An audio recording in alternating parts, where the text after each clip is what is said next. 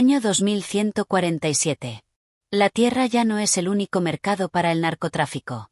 Las colonias humanas en Marte, las estaciones orbitales alrededor de Júpiter y las ciudades submarinas en el Pacífico son clientes codiciados. Pero el epicentro de la producción sigue siendo Colombia, donde los carteles ahora no solo trafican cocaína, sino neurocristales, fragmentos psicoactivos capaces de modificar recuerdos y reescribir la personalidad de quien los consume. En Medellín, dos familias dominan el negocio interestelar, los Calderón y los Montoya. Su rivalidad lleva más de un siglo, pero la llegada de nuevas rutas hiperespaciales amenaza con romper el equilibrio.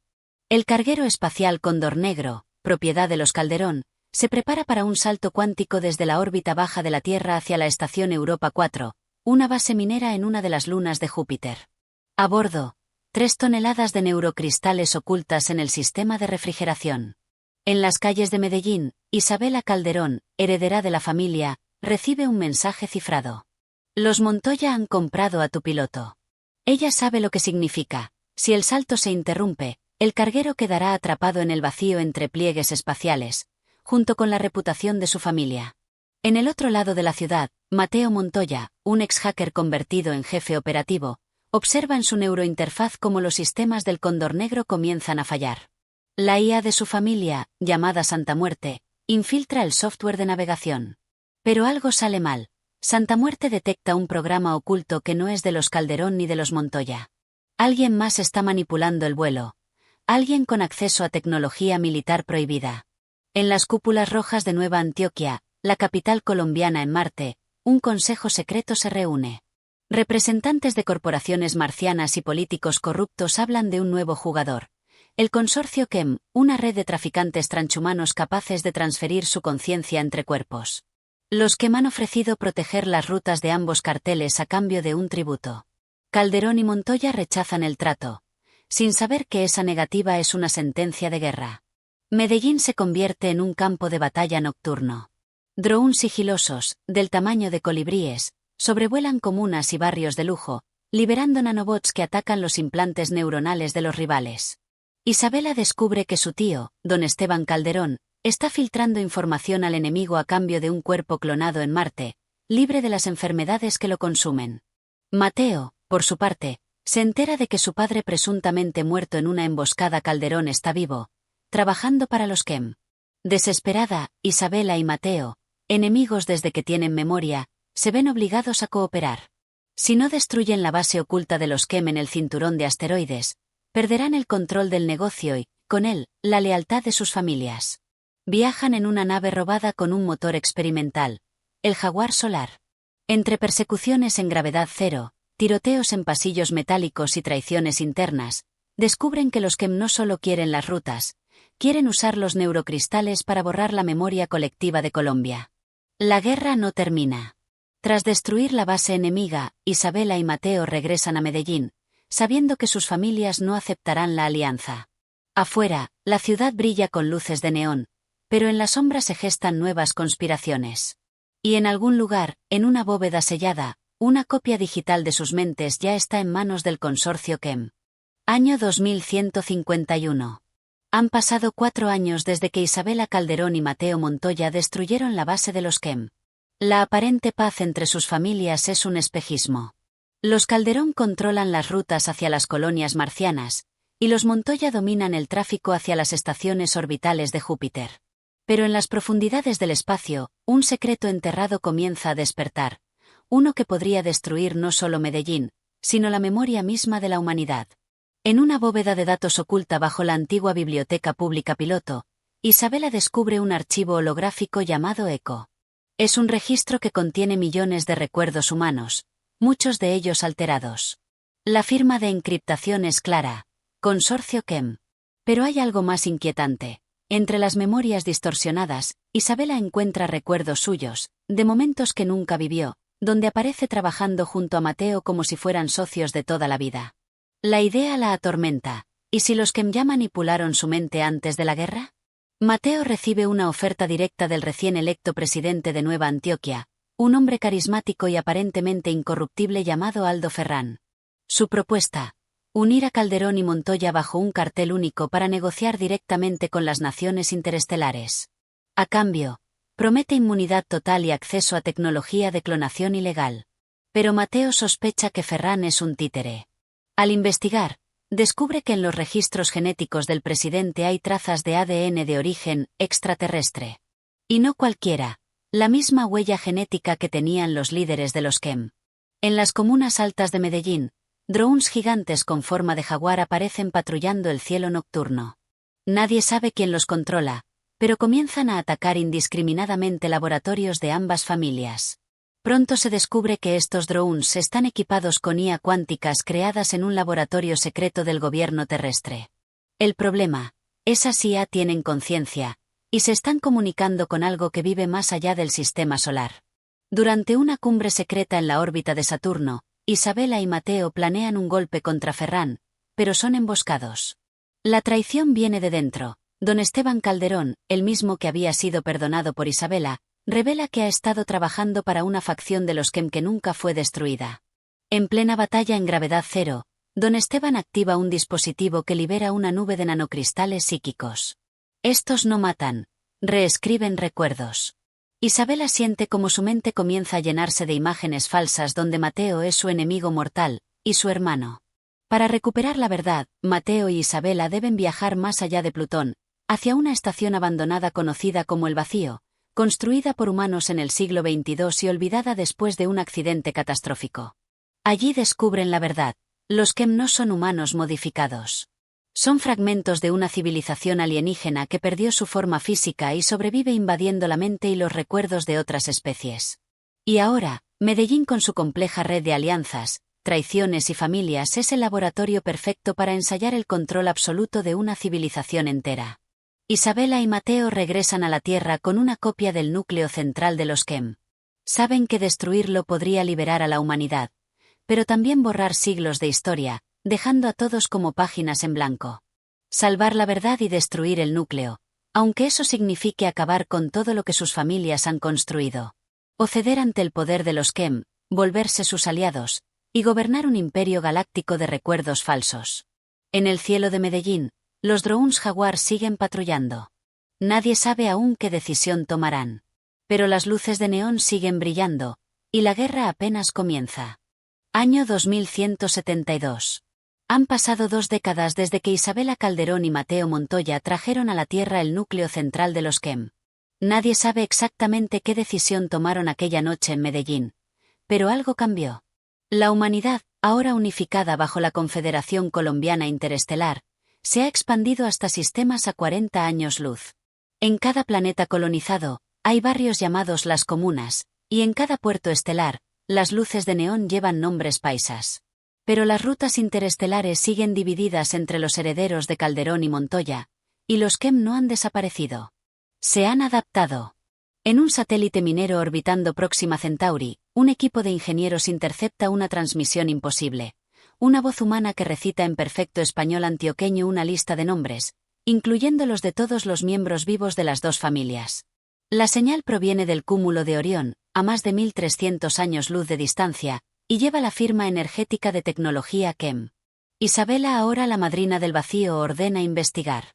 Mateo, convertido en el patrón de los rieles cuánticos, sabe que esta señal es una trampa, pero también una invitación. En la ciudad vertical de Medellín orbital, la Confederación convoca a las 2 familias ante el Tribunal de Recuerdos, una institución que regula el uso de tecnologías que alteran la mente. El fiscal presenta pruebas alarmantes. Alguien está insertando falsos recuerdos de un pasado compartido donde Calderón y Montoya nunca fueron rivales, sino una sola dinastía que gobernó el Caribe estelar desde hace siglos. El problema es que los testigos de ambos lados creen firmemente que esas memorias son reales. Mateo sospecha que incluso él ha sido manipulado, y que las decisiones que tomó en los últimos 20 años podrían no ser suyas. Siguiendo la señal de Orión, un convoy de naves mitad Calderón, mitad Montoya cruza el hiperespacio. Al llegar, encuentran una ciudad flotante construida en el corazón de una estrella moribunda. Allí viven los Eternos, una fusión de humanos y Kem que afirman ser los verdaderos descendientes de ambas familias. El líder de los Eternos, un hombre con la voz de Don Esteban Calderón pero el rostro de un joven Mateo, les ofrece un pacto. Únanse a nosotros. Con nuestro control total de la memoria, no habrá guerras, porque nadie recordará jamás que existieron. Isabela rechaza el trato. Lo que sigue es una batalla imposible en gravedad variable, con naves combatiendo dentro de la corona estelar. Los Eternos utilizan armas de memoria instantánea, proyectiles que, al impactar, insertan un recuerdo tan vívido que el enemigo se detiene creyendo estar en otro lugar y tiempo. En medio del caos, Mateo recibe un impacto y revive su infancia, pero no la real, sino una donde Isabela era su hermana menor y él le juraba protegerla. Esa ilusión lo obliga a salvarla en lugar de atacar, y su distracción casi les cuesta la guerra. En lo más profundo de la ciudad estelar, encuentran el Archivo Total, una esfera que contiene todos los recuerdos humanos desde el año 2000, y millones de recuerdos futuros aún no vividos. Los que planean usarlo para reescribir toda la historia y predeterminar el destino de cada persona nacida en la galaxia.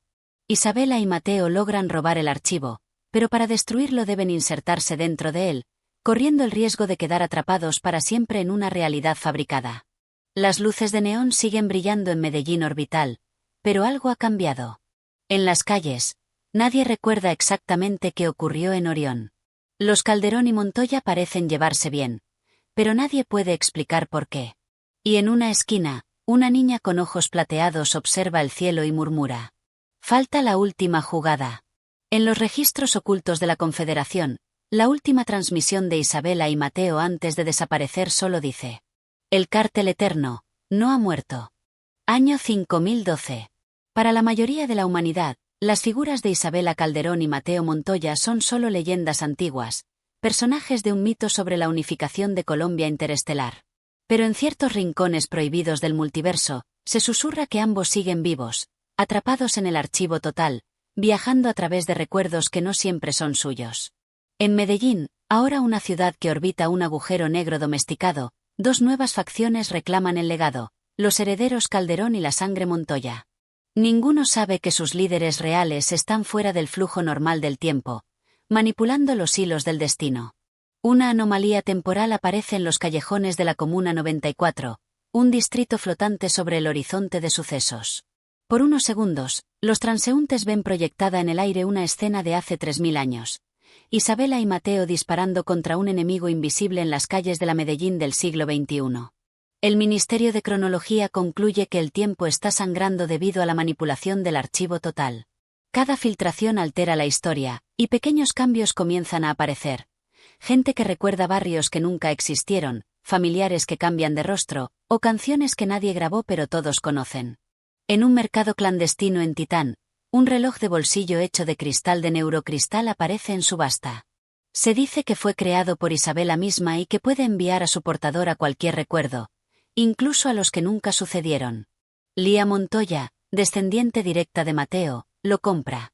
Al activarlo, es transportada a una Medellín alternativa donde las dos familias jamás existieron y el mundo está gobernado por una corporación galáctica llamada el Ministerio Blanco. Ahí descubre que esta realidad fue escrita por una versión corrupta de Mateo, atrapada en el archivo durante siglos. En el plano real, los herederos Calderón descubren que cada vez que los Montoya usan el narcocronómetro, un día entero desaparece de la historia, afectando el calendario galáctico. Al principio son fechas menores, pero luego desaparece el día en que se firmó la paz entre Marte y la Tierra, reiniciando una guerra que había terminado hace milenios. La manipulación se vuelve arma estratégica. Robar días clave para que batallas nunca ocurran o para borrar de la historia a líderes rivales antes de que nazcan. En el centro de la espiral galáctica, sobre la estación San Fernando, un consejo secreto reúne a las versiones más antiguas y poderosas de Calderón y Montoya que sobrevivieron saltando entre líneas temporales. Allí, Isabela y Mateo, ya fusionados parcialmente con tecnología Kem, reaparecen por primera vez en milenios. Revelan que el Archivo Total no fue destruido, fue ocultado dentro del núcleo del agujero negro de Medellín, y ahora está despertando. Cada alteración temporal alimenta su conciencia. Para acabar con la guerra temporal, deben crear un día completamente nuevo, uno que no exista en ninguna línea del tiempo y que sirva como ancla para estabilizar la historia. Esto implica que alguien debe entrar al agujero negro, reescribir el núcleo del archivo y salir, antes de que el universo recuerde que esa persona existió. Lía Montoya se ofrece. Isabela le entrega el narcocronómetro y le advierte: si el día que crees no convence al universo, no habrá historia que nos salve. El nuevo día se crea. El universo se estabiliza. Las guerras temporales cesan. Pero hay un precio. Toda la historia previa a la creación del nuevo día desaparece de la memoria colectiva. La gente vive en ciudades flotantes y planetas verdes, pero nadie recuerda cómo llegó allí. En una esquina de la Comuna 1 de Medellín Orbital, un anciano sin nombre fuma mientras observa el horizonte del agujero negro. Quien lo mira demasiado tiempo cree reconocer en sus ojos la mirada de Mateo Montoya. Y en el eco más profundo del tiempo, una voz femenina susurra: «Todavía no es nuestra última jugada». Año desconocido. Lugar incierto. El narcocronómetro ya no es un objeto único. Ahora existen cientos de copias, dispersas a través de infinitas realidades, cada una alterando su propio tejido del tiempo. El universo dejó de ser una línea. Ahora es un mosaico fractal donde Medellín existe en todas las formas posibles. Bajo el mar de un planeta azul, sobre los anillos de Saturno, dentro de una realidad virtual eterna, y en versiones donde las familias Calderón y Montoya jamás se conocieron. Pero hay un rumor que atraviesa todos los mundos. Alguien está cazando todos los Medellíns para fusionarlos en uno solo, y quedarse con el control absoluto de la memoria de la humanidad. Isabela Calderón reaparece en un mundo que no parece ser el suyo. Medellín está construida dentro de una esfera Dyson alrededor de una estrella, y la gravedad es perfecta en cada calle. Aquí, las familias no son rivales. Son una sola dinastía llamada la Casa del Jaguar, que controla el comercio de memoria sintética entre civilizaciones alienígenas.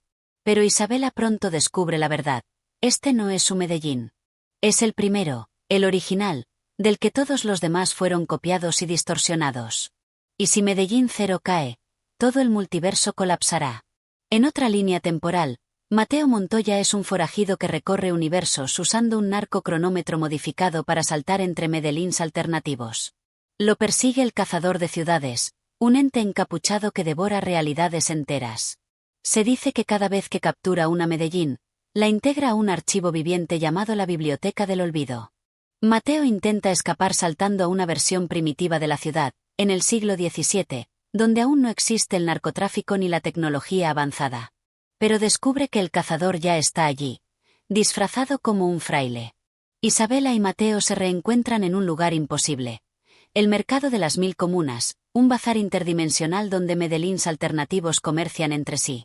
Hay puestos que venden recuerdos embotellados, barrios completos que se alquilan por décadas y clones de líderes famosos en exhibición. En una tienda oculta, un anciano les ofrece información. El cazador de ciudades busca unir todas las versiones en una sola línea temporal, para borrar cualquier historia donde no sea él quien gobierne. Pero el anciano desaparece antes de decirles quién es el cazador, dejando atrás un cigarro medio apagado con la marca MM. Descubren una Medellín que no figura en ningún registro, ni siquiera en el archivo total. Aquí, las familias nunca existieron, pero las calles están llenas de gente que los reconoce y los saluda como viejos amigos. Al investigar, descubren que esta ciudad fue creada por Lía Montoya antes de desaparecer en el agujero negro. Y está protegida por un código imposible de romper. Solo puede entrar quien recuerde un día que no haya vivido jamás. En una grieta entre universos, Isabela y Mateo hallan un fragmento del primer recuerdo, una memoria de cuando la humanidad aún no había llegado a las estrellas. Es la semilla de la historia de las dos familias, pero contiene algo nuevo, la imagen de un tercero, un joven con el rostro de ambos, que sostiene el narcocronómetro original. Ese joven, al parecer, es el verdadero creador de todas las versiones de Medellín. Y no está muerto. Está esperándolos. Mientras se preparan para saltar al universo donde se oculta el creador, el cielo de Medellín Cero se cubre con la silueta del cazador de ciudades. Su voz resuena en todas las realidades. He encontrado el origen. Ahora, todo será mío. En ese instante, miles de Medellíns empiezan a colapsar y fusionarse en una luz cegadora. No existe un año exacto. Las líneas temporales ya no están separadas. Se han fundido en un caos continuo donde la Medellín de un universo puede mezclarse con la de otro en cuestión de minutos. En un mismo barrio se puede ver un dron jaguar patrullando el cielo, un tranvía del siglo XXI y un mercado alienígena vendiendo recuerdos líquidos. El cazador de ciudades avanza, absorbiendo versiones de Medellín para alimentar la biblioteca del olvido. Cada vez que una ciudad es devorada, miles de personas sienten un destello, como si acabaran de olvidar algo importante. Isabela y Mateo viajan a un lugar llamado el Cementerio de Comunas, un plano intermedio donde las Medellíns ya destruidas existen como sombras. Las calles están llenas de edificios medio transparentes y voces que repiten fragmentos de conversaciones que nunca terminan. Allí encuentran a Lía Montoya, viva pero cambiada. Su piel ahora tiene un brillo plateado y sus ojos reflejan escenas de universos que no deberían existir. Ella les advierte. El cazador no destruye, reescribe. Lo que borra lo usa para fabricar la Medellín final. En una fusión parcial entre Medellín Cero y una ciudad submarina de otro universo, los tres encuentran al joven que vieron en el primer recuerdo. No tiene nombre, pero todos lo llaman el niño del horizonte. Su revelación cambia todo. Él no creó el narcocronómetro, él es el narcocronómetro. Su cuerpo y mente fueron transformados por los Quemace eones para servir como núcleo viviente de la memoria universal. Cada versión de Medellín existe porque él la soñó. Y cada vez que muere en un universo, renace en otro. El cazador de ciudades finalmente revela su plan. Usar al niño del horizonte para colapsar todas las Medellíns en una sola, perfecta a sus ojos, donde no existan ni Calderón ni Montoya, solo él como único patrón. Esa Medellín sería eterna, sin historia previa, sin guerras, sin cambios. Pero también sin libertad. Para lograrlo, el cazador despliega anclas de realidad, torres gigantes que absorben el tiempo y fijan la ciudad en un instante infinito. Mientras Isabela y Mateo preparan un contraataque, Lía los traiciona. Cree que la Medellín final es la única forma de detener el ciclo de guerras familiares y de universos colapsando. Entrega al niño del horizonte al cazador, y este comienza la fusión final. Isabela, furiosa, intenta matar a Lía, pero Mateo la detiene, recordándole que Lía sigue siendo familia y que quizá aún pueda cambiar de bando. Con el tiempo colapsando a su alrededor, Isabela y Mateo deciden un último recurso. Usar al niño del horizonte para viajar al primer segundo antes de que existiera cualquier Medellín. Un salto así nunca se ha intentado, y podría destruirlos o dispersar sus recuerdos por millones de realidades. El salto comienza. Las calles se doblan sobre sí mismas, los edificios se convierten en polvo de luz, y todas las Medellíns del multiverso se superponen por un instante. Antes de desaparecer, el cazador les grita. No pueden matar un origen, porque ustedes son parte de él. Isabela abre los ojos en una calle de tierra, bajo un sol joven. No hay edificios, ni gente, ni tecnología. Solo un río que fluye donde algún día estará el río Medellín. Mateo no está. En la orilla, un reloj de neurocristal espera, marcando una hora imposible. Detrás de ella, una voz infantil dice. Ahora es tu turno de soñarla. Tiempo. Antes del tiempo. Lugar. Antes de cualquier lugar. Isabela Calderón está sola. El mundo es un lienzo en blanco, sin calles, sin nombres, sin memoria. Frente a ella, el río fluye silencioso, como si esperara su permiso para existir. En su mano, el reloj de neurocristal marca 0, inmóvil, y cada latido de su corazón se siente como una campanada que podría iniciar un universo entero. La voz del niño del horizonte resuena a su alrededor, sin forma física. Puedes soñarla como quieras, pero recuerda, toda creación lleva la semilla de su destrucción. Isabela cierra los ojos y comienza a imaginar. Primero, un cerro. Luego, calles que suben y bajan como si respiraran. Luces de neón que flotan en la niebla. Pero, sin querer, su mente introduce sombras. Esquinas donde se negocian susurros, callejones donde la memoria se vende como droga. La Medellín que recuerda no es solo belleza. También es poder, miedo y ambición. Cuando abre los ojos, la ciudad está allí, pero incompleta. No tiene gente.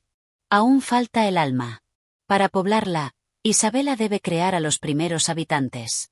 El reloj le ofrece 3 opciones. Gente sin pasado, incapaz de recordar ni odiar. Gente con recuerdos falsos de gloria y amor, para mantener la paz.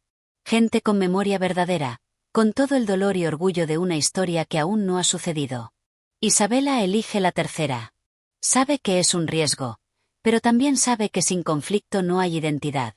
Mientras trabaja en su creación, una figura aparece en la niebla. Es Mateo, pero no del todo. Su cuerpo parpadea como si perteneciera a otra realidad. Le advierte.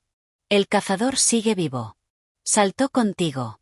Se oculta entre las calles que estás construyendo. Isabela comprende que si Mateo llegó, el cazador también pudo. Su Medellín podría nacer ya infectada por el enemigo. La ciudad respira por primera vez. Luces se encienden. Voces empiezan a llenar el aire.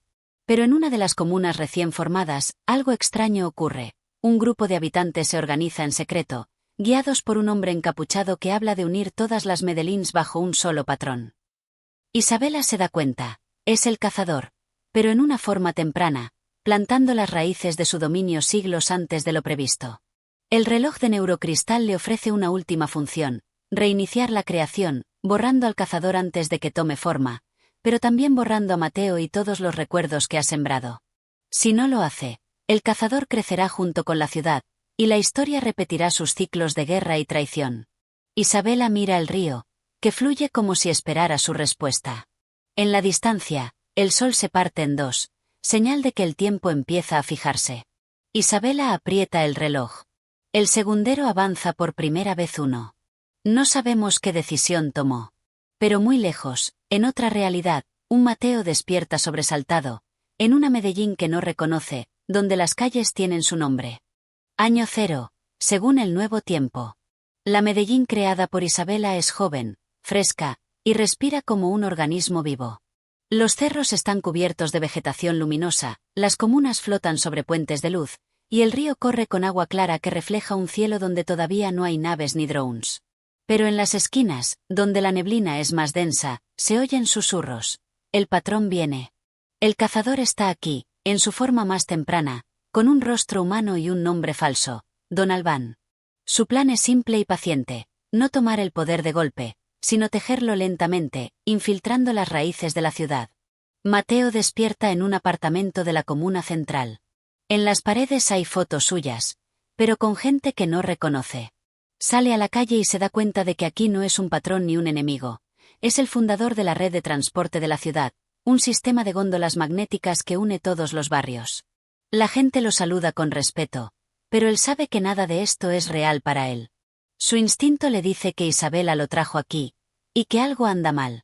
Isabela intenta vigilar su creación desde las alturas del Cerro de Luz, pero un grupo comienza a destacar entre la población: los Hijos del Río, un culto que asegura que el agua guarda todos los recuerdos de la ciudad.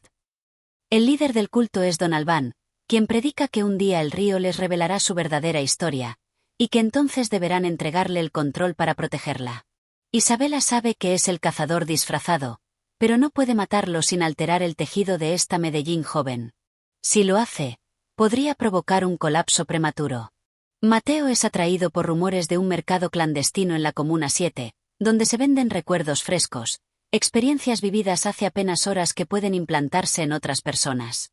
Allí encuentra un recuerdo en frasco que lo sorprende: una conversación que tuvo con Isabela, hace miles de años, hablando de un plan para engañar al cazador desde el principio. Al intentar comprarlo, es atacado por encapuchados del culto de los Hijos del Río. Isabela recibe un mensaje extraño: una serie de coordenadas que, al seguirlas, la llevan a un callejón donde la niebla forma palabras. El narcocronómetro no está completo. Busca las 3 piezas antes que él. Al tocar la niebla, ve visiones de otras Medellíns que podrían existir si actúa rápido. Una donde la ciudad está bajo el mar, otra donde está en una nave generacional cruzando galaxias, y otra hecha completamente de recuerdos. Entiende que esta Medellín no es fija. Aún puede moldearla. El cazador, en su forma de Don Albán, se reúne en secreto con líderes de las comunas para firmar un pacto de defensa. Les da un regalo: cristales de memoria que les permitirán recordar cada detalle de su vida. Pero Isabela reconoce el truco: esos cristales pueden ser reescritos a voluntad, y el día que él quiera, todos los líderes recordarán que siempre le fueron leales. Mateo, tras descubrir la trampa, decide algo radical: infiltrarse en el culto de los Hijos del Río, haciéndose pasar por un converso, para atacar desde dentro. En una noche silenciosa, Isabela y Mateo se encuentran en un puente iluminado por faroles de cristal. No se dicen mucho, pero los dos saben que la guerra ha comenzado de nuevo, solo que esta vez, desde el primer día de la ciudad. En algún lugar, el río murmura como si riera. La Medellín joven que Isabela creó ya no es tan inocente. El culto de los Hijos del Río se ha extendido a casi todas las comunas, y Don Albán el cazador es visto como un líder sabio.